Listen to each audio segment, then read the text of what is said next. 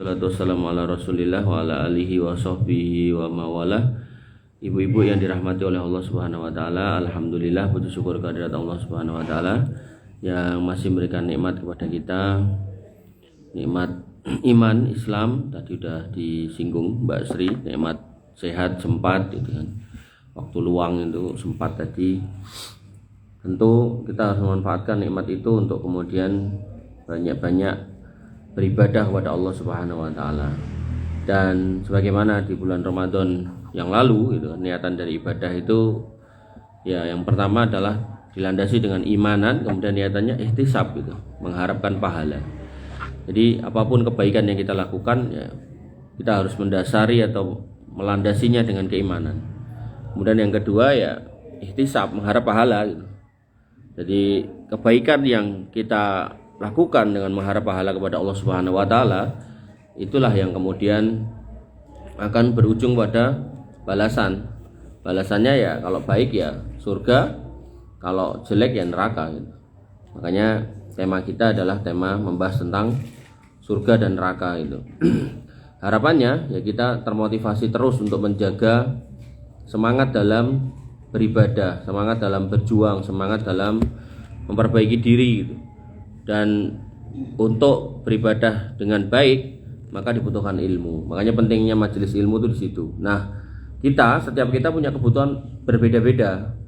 Sebagaimana ada orang yang kemudian mungkin sariawan sehingga dia butuh vitamin C. Ada orang yang kemudian mengapunten nggak bisa ke belakang sehingga dia butuh makan pepaya. Ada orang yang mungkin kering, butuh lemak sehingga butuh makan daging gitu kan. Maka setiap kebutuhan kita itu beda-beda. Maka terkait ilmu ya sama gitu. Ketika panjenengan belum tahu hukum tentang sholat, ya belajar fikih sholat. Artinya nyari kajian yang ada fikih sholat. Kalau kemudian jenengan belum tahu tentang fikih kewanitaan, ya nyari majelis yang ada fikih kewanitaan dan seterusnya gitu. Maka orang-orang yang kemudian selalu memperbaiki diri, ya kemudian menambah ilmu, nah, maka insya Allah dia adalah orang-orang yang bertakwa. Takwa niku gampangannya ngati-hati kan, ngati-hati gitu. Dan ketika kita sudah ngati-hati bertakwa, maka hidup di dunia itu pasti dijamin oleh Allah Subhanahu wa taala, wa may yattaqillah yaj'al lahu makhraja. Yang bertakwa akan saya kasih, kata Allah, jalan keluar.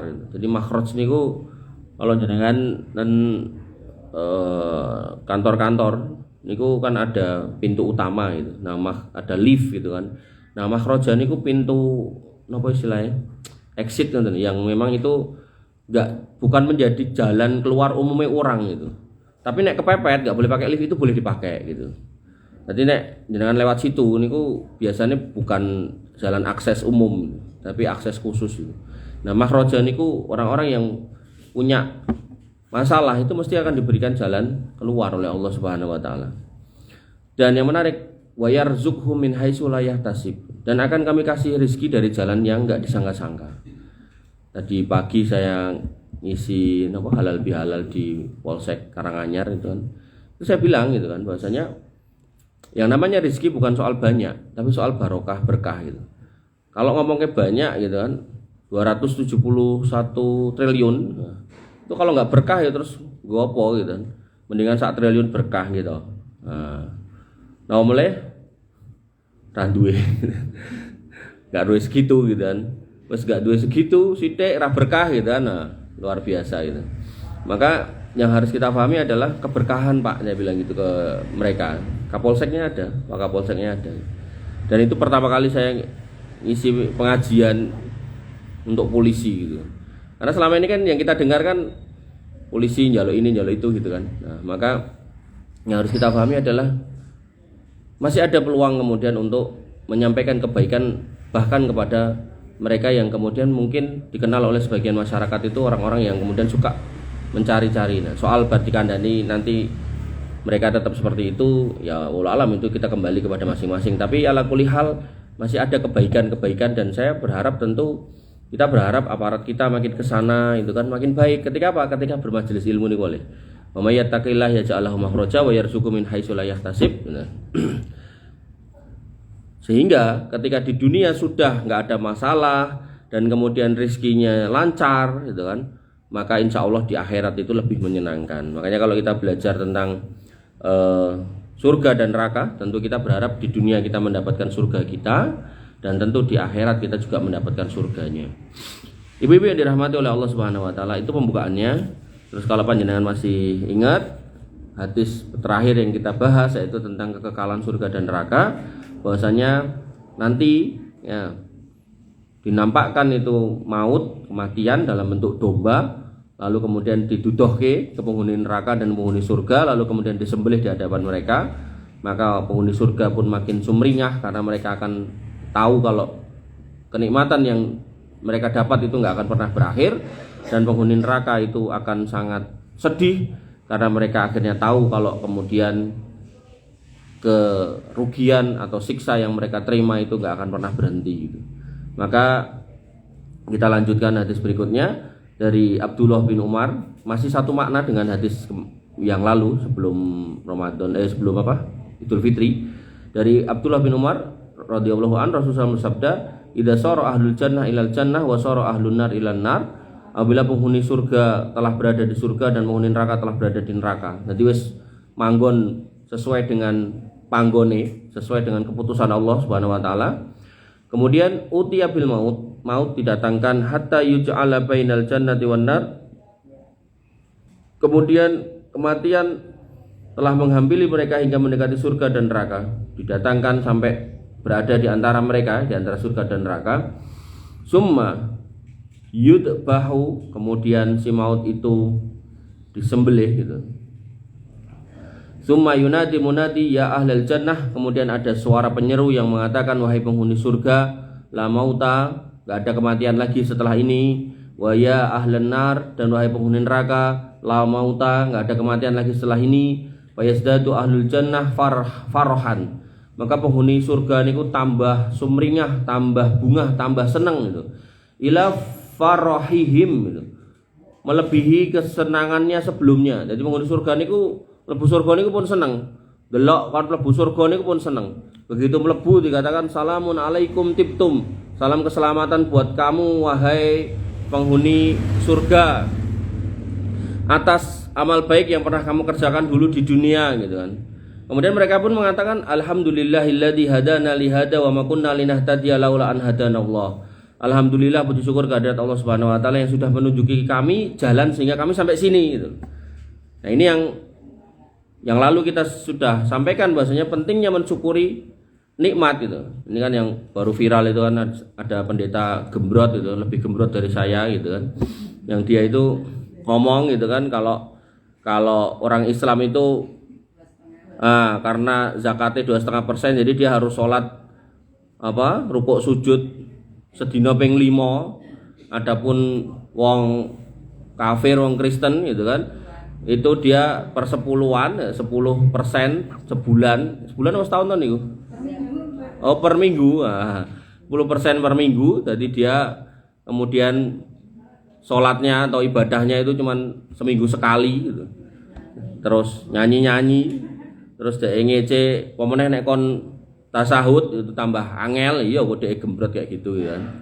Maka dia sebenarnya nggak tahu gitu loh. Bagaimana kemudian ada sebuah ayat di dalam kitab Ulangan pasal 18 ayat 18, di situ dikatakan bahwasanya Musa berkata, akan datang diutus seorang rasul setelahku yang dia sama seperti aku. Nah, ayat ini ketika dikatakan atau ditanyakan ke orang-orang kafir itu, tanyakan ke pendeta-pendeta itu, maka mereka akan menjawab, ayat ini maksudnya adalah Isa, kata mereka. Ayat ini maksudnya Yesus itu. Padahal jelas ayat itu mengatakan dia seperti aku. Artinya yang datang pada nubuat ayat itu harus seperti Musa. Nah, Musa punya bapak dan punya ibu. Isa atau Yesus enggak punya bapak. Musa menikah, Yesus enggak menikah. Kemudian yang namanya Musa punya istri, yang namanya Isa enggak punya istri. Yang namanya Musa meninggal secara normal, yang namanya Isa tidak meninggal secara normal. Menurut sejarahnya orang Nasrani, mereka meyakini Isa itu disalib baru diangkat Tuhan. Tapi menurut Al-Quran, maka dia nggak pernah mengalami penyaliban, tapi langsung diangkat oleh Allah. Karena yang namanya penyaliban itu adalah sebuah hukuman atas perbuatan extraordinary crime, yaitu kriminalitas yang luar biasa. Jadi itu hukuman yang paling menghinakan pelaku kriminalnya gitu. Jadi kalau seorang nabi sampai disalib, itu hakikatnya itu menghina nabi itu. Dong mboten.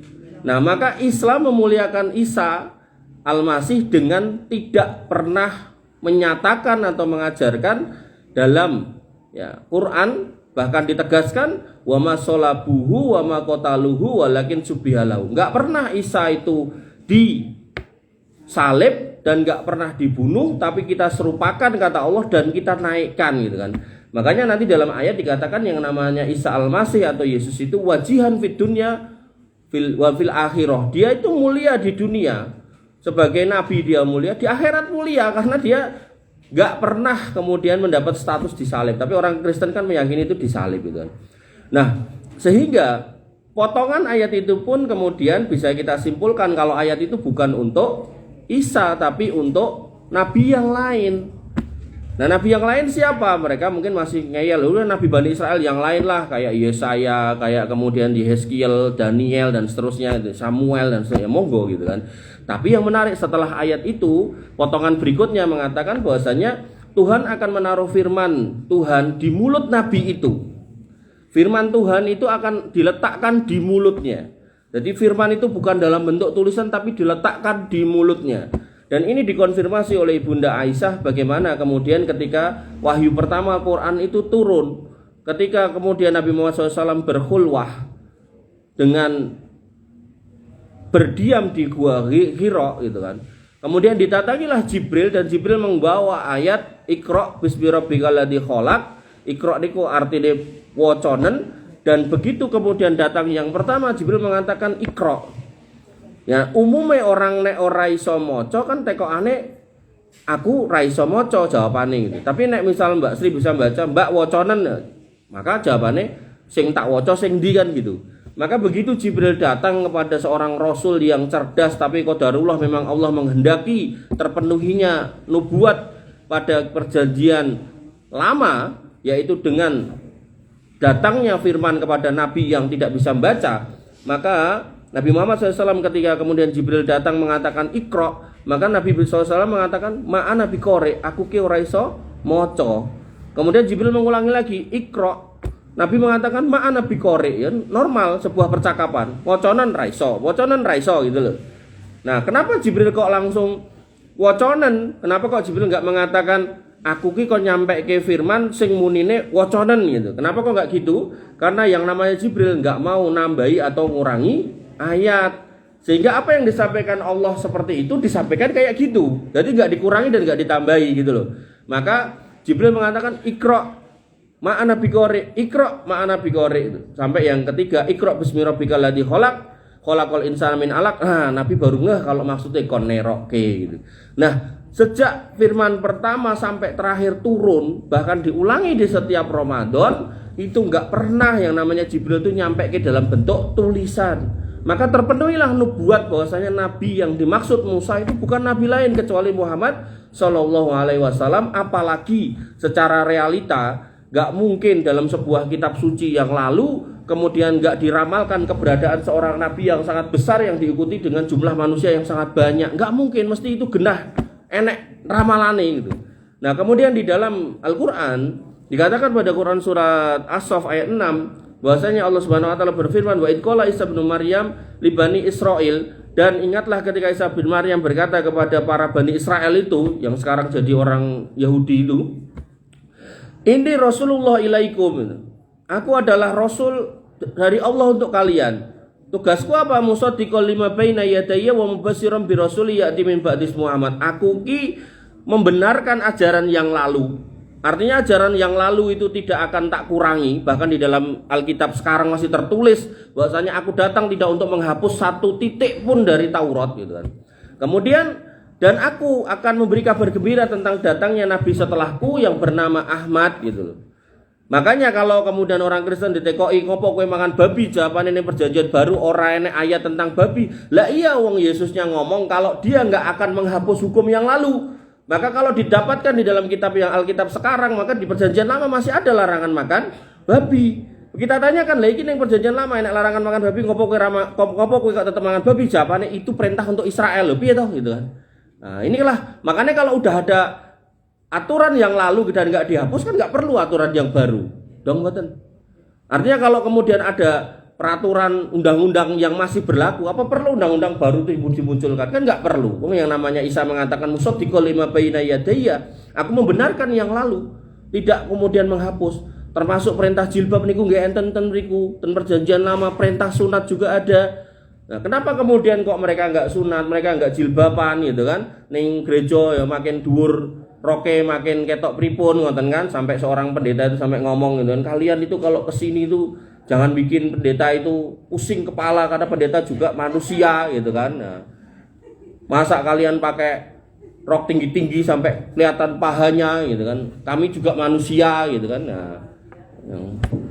Nah maka dari situ kita akan paham bahwasanya sesungguhnya syariat-syariat yang dulu sampai sekarang itu sebagiannya masih sama.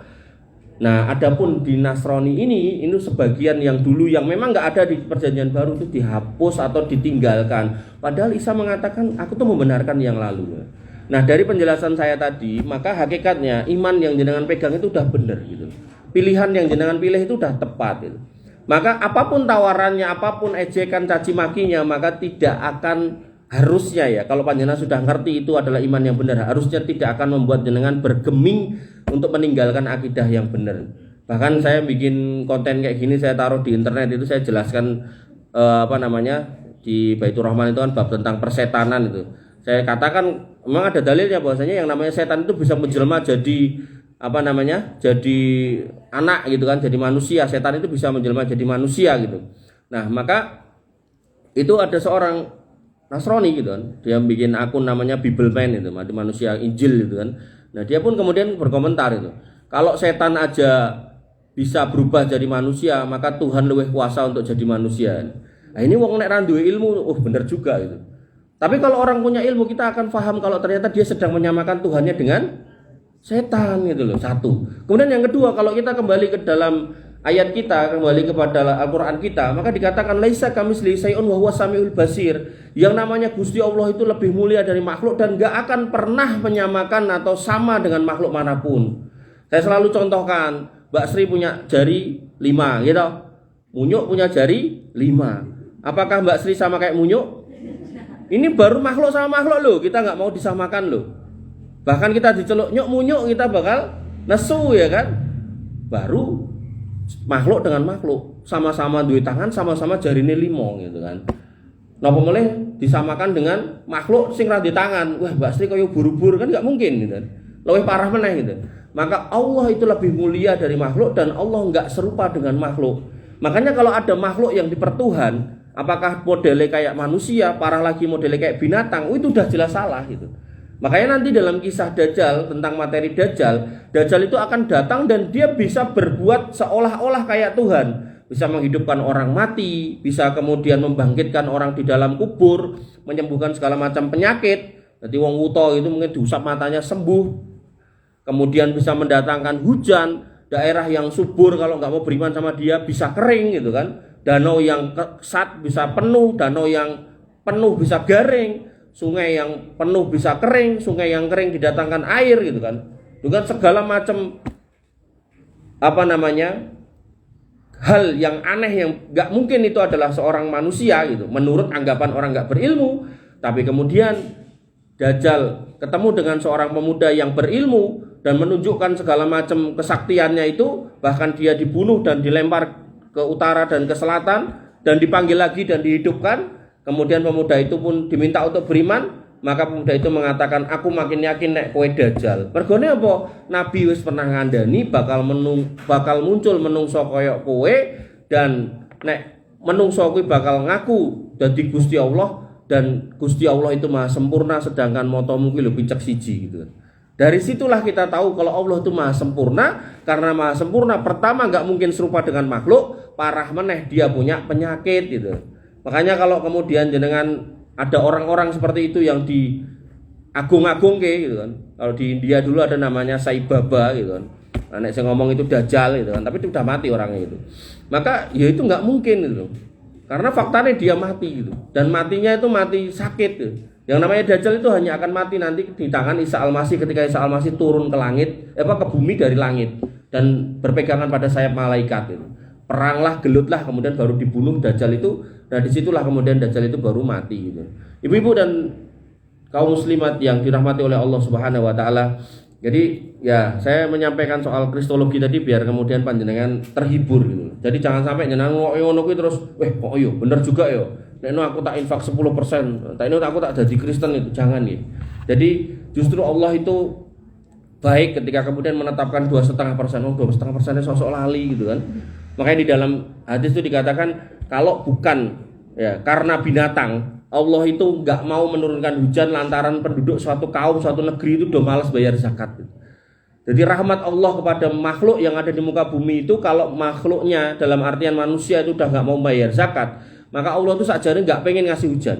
Tapi karena masih ada binatang, entah sapi, entah kambing, entah ayam, entah serangga, entah kupu-kupu, entah nopo mawon binatang yang ada di muka bumi itu, maka kalau bukan karena makhluk-makhluk itu, maka tentu Allah sudah nggak mau menurunkan hujan lantaran penduduknya itu sudah nggak mau bayar zakat ini. Nah, ini menunjukkan bahwasanya Allah itu masih memberikan rahmatnya kepada kita sehingga kita dipilih menjadi orang-orang yang beriman. Maka jangan sampai kita sia-siakan karena omongan-omongan yang tidak bermutu seperti itu ya. Ibu-ibu yang dirahmati oleh Allah Subhanahu wa taala, kembali ke sini. Maka orang yang beriman akan semakin bahagia karena melihat kematian itu mati disembelih di depan matanya, dan wa yazdadu ahlul nar husnan ila husnihim, maka bertambahlah orang-orang ahli neraka itu tambah sedih di atas kesedihan karena melihat kematian sudah disembelih di depan matanya.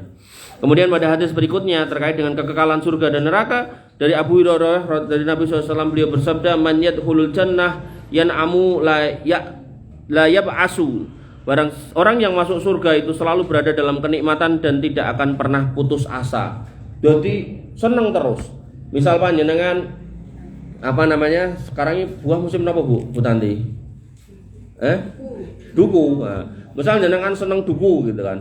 Tuku 10 kilo wis entek gitu kan. Pengen tuku neh gitu kan. Pilihannya kan cuma 2. Jenengan duwe duit nggo tuku pora. Nek ra duwe ning jek pengen, berarti kita akan sedih ya kan.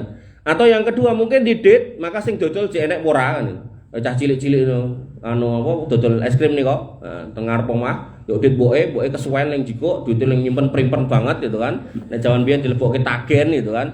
Goleki gitu kan tagene mbuh ning ndi gitu kan. Maka kemudian begitu wis dikeki duit mlayu kenceng bakule slunga, sedih to. Nah, duwe dit bakule ra ono sedih, ra dit bakule jek ono ya sedih kan gitu. Pas saat masih pengen. Maka di surga ketika orang-orang surga itu menginginkan apapun segala macam kenikmatan dikasih dan mereka nggak akan pernah putus asa. Kenapa? Karena nek jaluk meneh itu ada terus. Jadi nek misalnya enten wite, nek jenengan dikeki dukune langsung ora trimo, pengen langsung menek sangka wite gara-gara ning donya mbiyen ra duwe wite, pengen duwe wite ning pekarangan surga jenengan ben iso dipenek itu. Jaluk mawon, jaluk wit duku sak duku-dukune. Mungkin jenengan petil, begitu jenengan petil niku medal melih. Rasa nunggu setahun, rasa nunggu musime. Jadi musimnya sepanjang tahun. Jenengan nek kokean klengkeng saged marai diabetes. Tapi kok jenengan mangan klengkeng sak keranjang sak truk ora bakal diabetes. Karena apa? Karena pencernaan orang surga itu udah beda dengan yang di dunia. Bahkan orang-orang surga itu mangan sak warek-wareke, ngunjuk sak jemblinge. Niku mboten bakalan ten WC. Enggak bakalan buang air besar, enggak bakalan buang air kecil. Buang air besarnya diwakili dengan glegeken. Nah, makanya nek ten donya niku wong kok kan mangan glegeken niku kan ambune ra enak gitu. Nek ten surga ambune wangi gitu. Benten gitu. Nah, maka untuk ke belakang dalam artian buang air kecil itu diwakili dengan keringetan. Nah, ning donya keringete badek gitu. Nah, tapi nek ten mriku keringete wangi ngoten. Maka ketika kemudian keringetan dan glegeken otomatis luwe meneh mangan meneh, keringetan glegeken mangan meneh dan seterusnya. Maka ibu-ibu yang dirahmati oleh Allah Subhanahu wa taala, enggak ada putus asa gitu. Jadi ketika kemudian entek petil meneh, entek jaluk meneh gitu. Bahkan yang namanya omben-omben air murni, susu, madu, khamr niku bentuke ten kali, nyiduk dhewe. Ambyur entuk ra Mas boleh gitu. Ra trimo lek nyiduk ambyur mawon mboten napa. Bapak Ibu yang dirahmati oleh Allah Subhanahu wa taala. Kemudian dikatakan la yablasiyabuhu wa la yafna syababuhu. Maka pakaiannya enggak pernah usang dan masa mudanya enggak akan pernah binasa. Jadi enom terus 30-an tahun umure. Nek wingi niku Bu sinten niki? Pas lagi timur-timure kan ngoten. Sake lagi napa? Bergairah-gairahnya gitu. Jadi cara mangan yo dokoh-dokohe, cara ngapunten urusan suami istri yo lagi semangat-semangate kan ngoten. Maka pakaian juga sama, yang dipakai itu enggak pernah lusuh, enggak pernah dadak butuh dikumbah, ora perlu digosok, pokoknya pakaiannya pakaian terbaik. Maka orang-orang yang beriman ngerti janji-janji seperti ini tentu akan bersemangat dalam ibadah.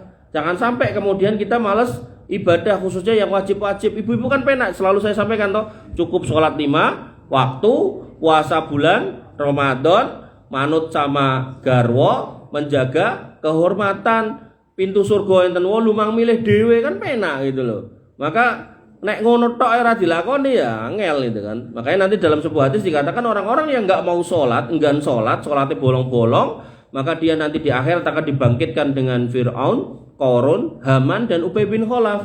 Kenapa kok dibangkitkan sama Fir'aun? Karena ada orang sing ora salat alasannya sibuk ngurus rakyat, entah jadi presiden, entah jadi raja, entah jadi menteri gitu kan.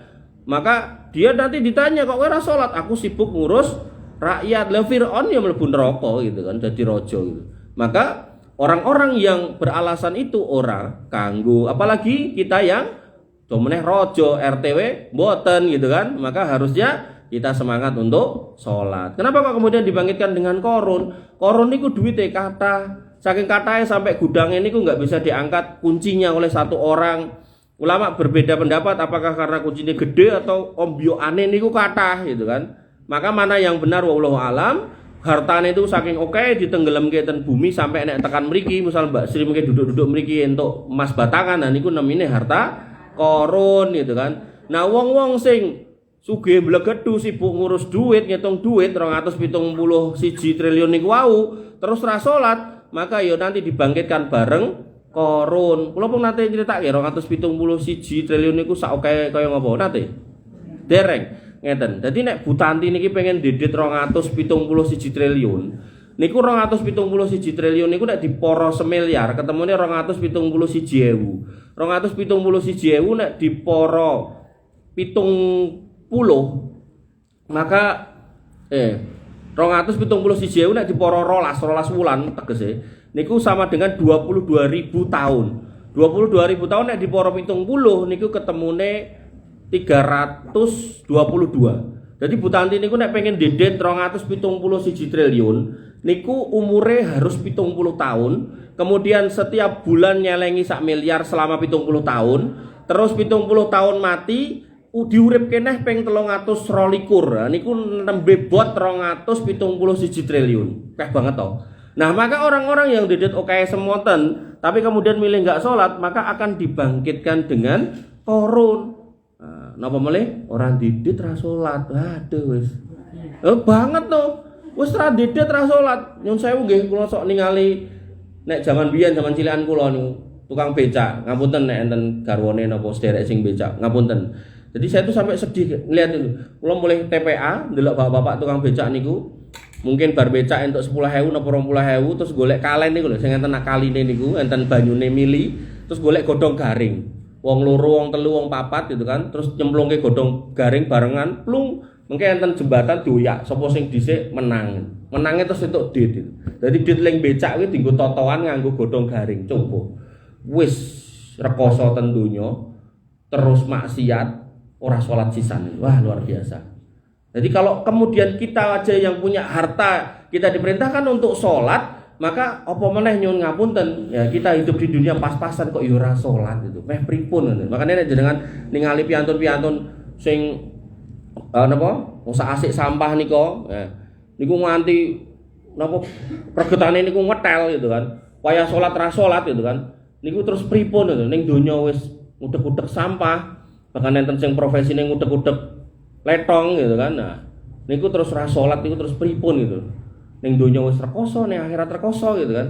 Nah sing 271 triliun senajan kafir kan jek itu 271 triliun. Anake ulang tahun kok kayak pesawat nggih, monggo Mbak Sri. Anake ulang tahun kok kayak pesawat jet pribadi gitu. Nah, jadi jek seneng ning donya ning akhirat wa malahu min khalaq ra itu apa-apa. Terserah dia gitu kan. Makanya ayo kita introspeksi, jangan sampai kemudian kita seperti itu.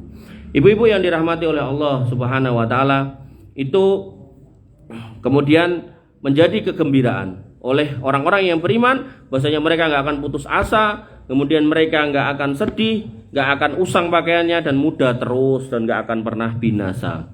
Kemudian dalam hadis yang lain, dalam perkataan yang lain, di antara akidah para imam Ahlussunnah wal Jamaah dimulai dari Imam Ahmad bin Hambal, beliau mengatakan terkait surga, wa innallaha khalaqal jannah qabla al-khalq. Allah menciptakan surga sebelum menciptakan makhluk, wa khalaqalaha ahlan, dan Allah juga ciptakan penghuninya, wa na'imuha daimun, dan nikmatnya itu terus-menerus, ora pernah mandek, ora pernah stop gitu kan. Wa man za'ama annahu yubidu minal jannah say'un fahuwa kafir. Maka siapa yang kemudian mengingkari bahwasannya Allah telah menciptakan itu semua, yaitu surga itu kekal, dan dia tidak meyakini seperti itu, maka dia telah kafir. Ya, jadi kalau ada orang yang meyakini surga itu enggak kekal, dia telah kafir. Jadi itu termasuk akidah Ahlussunnah wal Jamaah, keyakinan itu. Jadi jangan sampai kemudian, oh saya beribadah enggak kejar surga, surga itu enggak kekal, yang kekal itu cinta Allah itu. Lah nek ra kayak surga terus kayak pundi gitu, maksud kayak lapangan tipes gitu kan. Nah, maka lapangannya yo ora enek gitu kan. Kemudian dikatakan lagi bahwasanya wa khalaqan nar qabla khalaqal khalq, dan neraka juga diciptakan sebelum diciptakan makhluk, wa khalaqalaha ahlaha, dan diciptakan juga penghuninya, wa adabaha daimun, dan adabnya itu terus-menerus kekal, enggak pernah berhenti.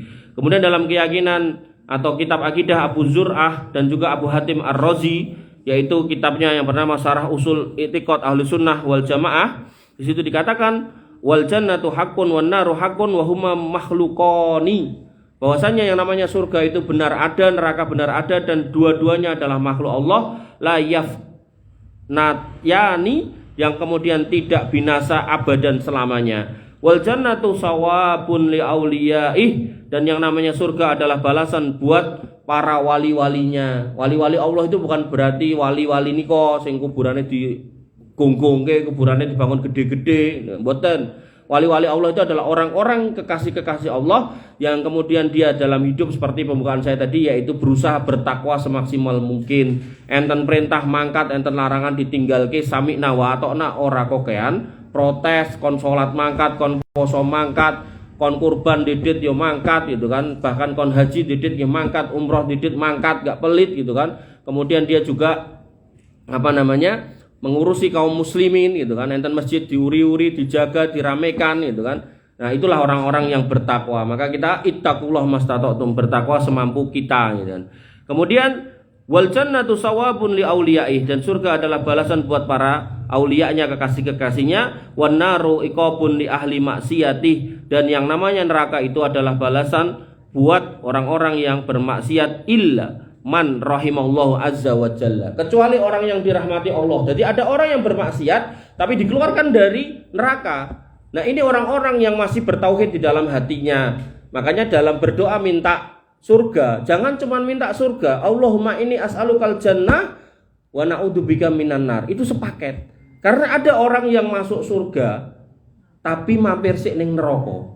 Dan mampir ning neraka sak sedelo-sedelone satu hari di sana itu 1000 tahun di sini. Jadi tetap bukan perkara gampang. Maka yang paling aman yaitu minta surga dan minta jangan sampai kita ke neraka. Sehingga di dalam Al-Qur'an dikatakan yang namanya setiap manusia itu pasti mati, dan kemudian dikatakan oleh Allah Subhanahu wa taala, kullu nafsin dha'iqatul maut, setiap kita pasti mati. Faman zuhziha 'anil nar wa udkhilal jannah, siapa yang bisa selamat dari neraka dan kemudian masuk surga, faqad faz, itu loh wong sukses. Jadi sukses itu indikasinya bisa masuk surga ning yo ora ning neraka gitu loh. Maka kalau bisa kemudian kita meminta, berdoa, maka mintalah sepaket. Jangan cuman Allahumma inni as'alukal jannah, Allahumma inni as'alukal, bukan. As'alukal jannah wa a'udzubika minan nar. Allahumma ij'alna min ahli jannah wa la taj'alna min ahli nar. Mang dadoske kula penghuni surga, ampun mang dadoske kula penghuni neraka. Atau dengan doa yang lain, Allahumma inni as'alukal jannah wa ma qaraba ilaiha min qauli wa amal. Ya Allah, Mang masukkan saya sebagai penghuni surga dan Mang ajari saya untuk beramal yang mendekatkan saya ke surga. Kemudian wa a'udzubika minan nar wa ma qaraba ilaiha min qauli wa amal. Dan aku berlindung dari neraka dan berlindung dari semua amal yang mendekatkan saya kepada neraka. Maka itu sepaket, jangan sampai dipecah, jangan sampai dipisah. Bapak Ibu yang dirahmati oleh Allah Subhanahu wa taala. Kemudian dalam kitab Akidah karangan Abu Ja'far At-Tahawi, ya, kitab Akidah Tahawiyah, beliau berkata tentang surga dan neraka dan kekekalannya, wal jannatu wan naru makhluqatani, yang namanya surga dan neraka itu dua makhluk Allah, la yafnayani, yang kemudian kekal dua-duanya abadan selamanya, wala tabidani. Jadi ini udah 4 ulama spesialis akidah yang ngomong. Jadi dengan nek gerah wis preksone spesialis A jawabane oh niki ngeten penyakite. Pindahane spesialis B jawabane nggih sama ngantek ping 4 spesialis sing ngomong kabeh padha terus jenengan jawab atau ngarani doktere kleru. Sing kleru jane sinten niku? Ya kita pasiene wong ora sekolah kedokteran kok iso nglerokke dokter spesialis wis 4 meneh gitu kan. Maka kalau ini seorang ulama ahli akidah sampai ngomong 4-4-nya sama, ini baru 4, nanti ada yang lain-lain gitu.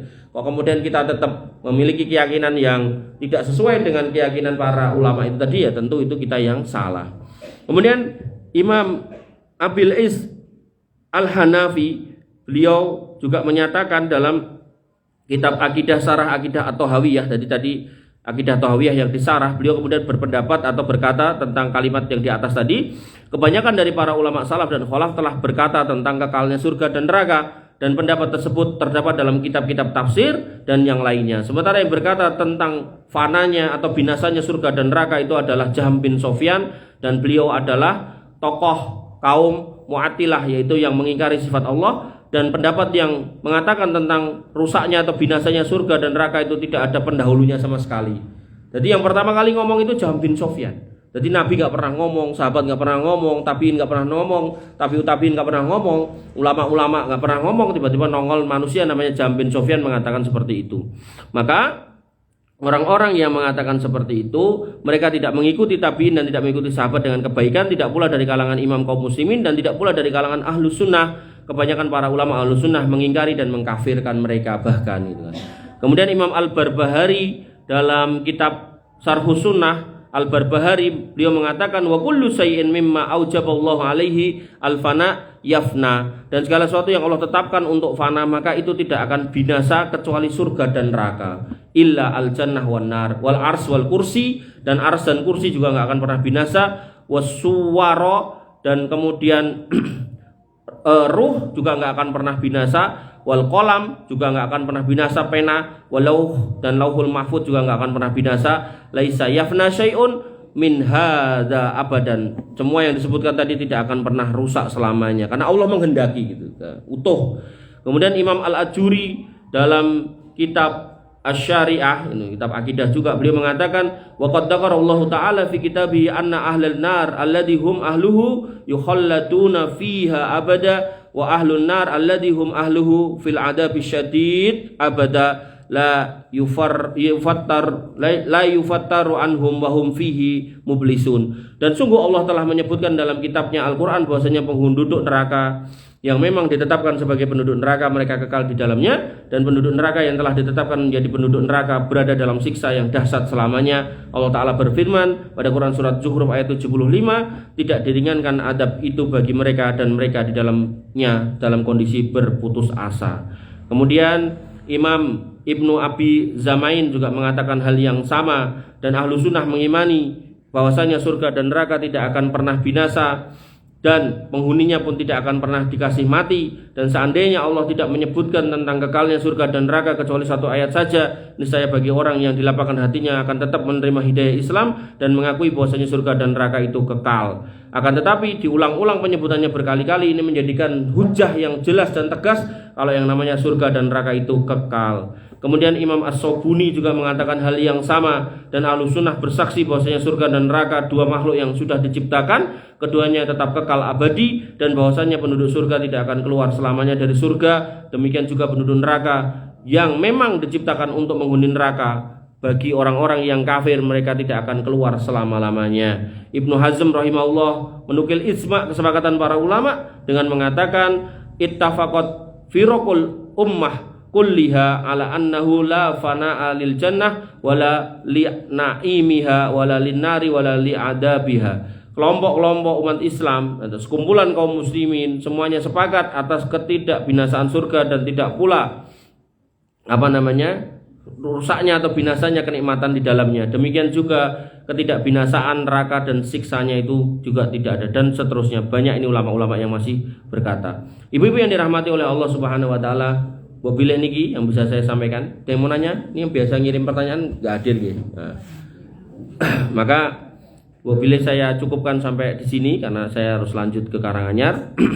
Kurang lebihnya saya mohon maaf. Kita akhiri dengan doa agar kemudian pertemuan kita menjadi pertemuan yang diberkahi oleh Allah Subhanahu wa taala.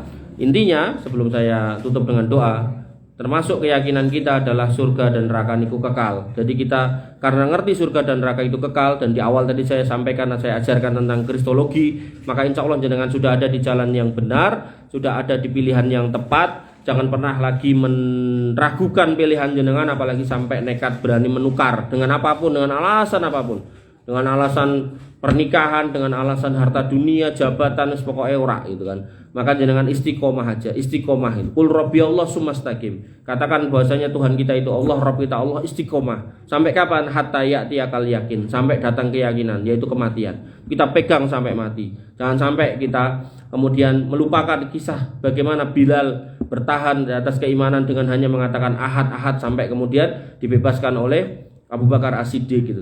Jangan sampai kemudian kita melupakan kisah Sumayyah gitu kan, ibunda dari Ammar bin Yasir yang ditusuk kemaluannya sampai meninggal dalam rangka untuk mempertahankan keyakinannya. Dan kita nggak sampai level itu gitu. Lagi diece karo pendeta gembrot terus bingung gitu kan. Nah, maka jangan sampai kita seperti itu nggih. Jadi kita tetap akan istiqomah, kita tetap akan makmurkan masjid, kita tetap akan ngaji, kita tetap akan bertahan dengan keyakinan ini apapun yang terjadi, sugih napa ora duwe, lagi sehat napa lagi sakit gitu kan. Enek berkate apa ora pokoke mangkat ya. Walaupun saiki wis ora nganggo ingkung ya pokoke mangkat gitu kan. Sing teko ingkung mangkat mboten? Alhamdulillah.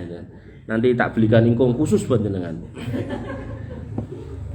Ibu-ibu yang dirahmati oleh Allah Subhanahu wa taala, kita akhiri dengan doa nggih. Bismillahirrahmanirrahim. Alhamdulillahirabbil alamin. Hamdan syakirin, hamdan naimin, hamdan yuafi ni'amahu wa yukafi mazidah. Ya Rabbana lakal hamdu kama yanbaghi li jalalika wa adimi sultanik. Rabbana lakal hamdu anta nurus samawati wal ardi wa man fina wa lakal hamdu.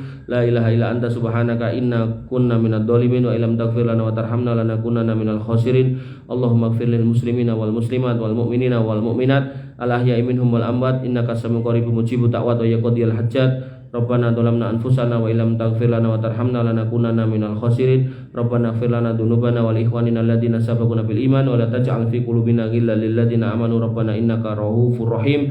Allahumma taqabbal minna siyamana wa qiyamana wa ruku'ana wa sujudana wa tahassu'ana wa tadarru'ana. La ilaha illa anta subhanaka inna kunna minadh dhalimin wa illam taghfir lana wa tarhamna lanakunanna minal khasirin. Allahumma ighfir lana dzunubana wa liwalidina warhamhum kama rabbawna shighara. Allahumma ighfir lahum warhamhum wa'afihim wa'fu anhum wa akrim nuzulahum wa wasi' madkhalahum waghsilhum bil ma'i wassalji wal barad. Rabbana hab lana min azwajina wa dhurriyyatina qurrata a'yun waj'alna lil muttaqina imama waj'alna lil muttaqina imama. Allahumma inna nas'alukal jannah wa ma qarraba ilaiha min qawli wa amal wa na'udzubika minan nar wa ma qarraba ilaiha min qawli wa amal. Allahumma ja'alna min ahlil jannah wa la taj'alna min ahlin nar ya arhamar rahimin. La ilaha illa anta subhanaka inna kunna minadh dhalimin. Rabbana atina fid dunya hasanah wa fil akhirati hasanah wa qina adzabannar wa qina adzabannar wa qina adzabannar.